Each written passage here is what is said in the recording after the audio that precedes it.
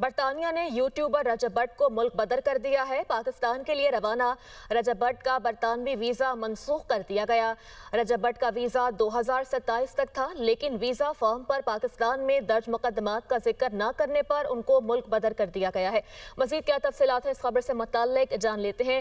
Haseeb Arslan, director international affair ہمارے ساتھ موجود ہیں۔ حسیب، بتائیے گا رجب بٹ کو برطانیہ سے ملک بدر کر دیا گیا؟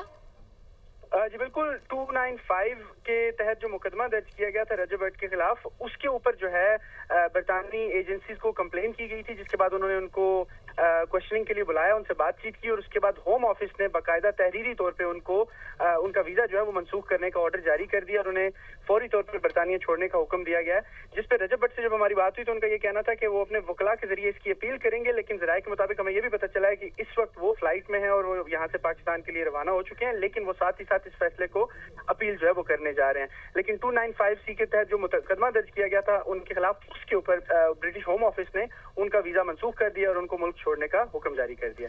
ملک چھوڑنے کا حکم جاری کر دیا گیا۔ بہت شکریہ، آپ نے ہمیں اپڈیٹ کیا حسیب۔